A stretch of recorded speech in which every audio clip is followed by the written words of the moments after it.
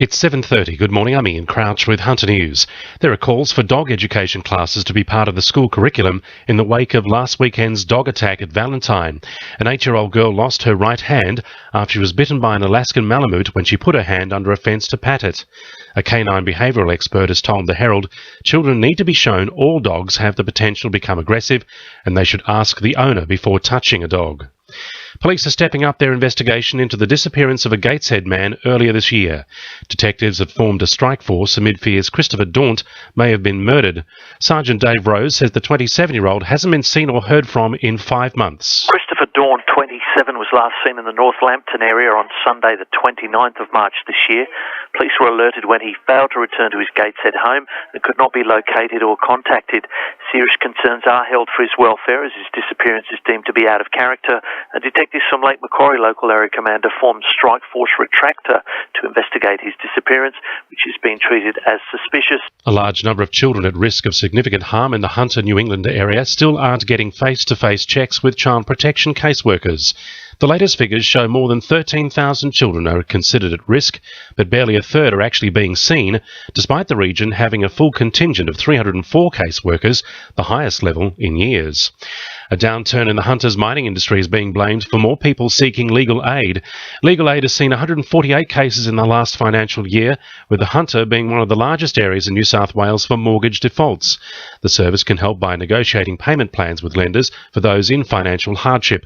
Mortgage hardship solicitor Philippa Lumley says the mining downturn has had a huge impact on the region. Well, it's really because a large number of mining communities in the Hunter region, which sort of flows into Newcastle as well, and these regions are experiencing increased mortgage problems as a result of economic downturn in those areas. So Legal Aid are seeing a fair few clients in our Newcastle office as well as our Singleton clinic who are experiencing some mortgage difficulties. It's the first day of spring, with temperatures around the Hunter to finally start warming up over the next few weeks. However, the Weather Bureau says it's going to be a wet start, with showers expected on Thursday as a low-pressure system moves through.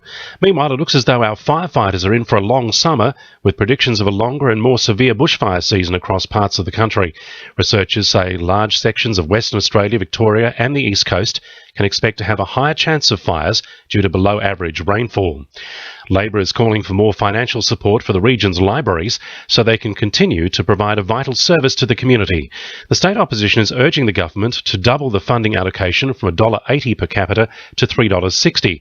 Wallsend MP Sonia Hornery says facilities like the Beresfield Library could open on more days during the week if funding to Newcastle Council was increased. Beresfield isn't open every day of the week, but it hasn't been for a long time. I think it's something that Council might look at in the future if they receive more per capita funding. Certainly the community are very happy with this resource, but I know that Newcastle Council are looking at a vision of what they're going to do with libraries in the Hunter and in Newcastle in the future too. There may be some changes. Sport for our sponsor, Warners Bay Sports Club, Fishing Expo, September 13. The Newcastle Knights and Penrith Panthers are set to face off for the wooden spoon in their clash this Saturday. Canberra's victory over Penrith last night left the Panthers sitting at the Knights at the bottom of the ladder.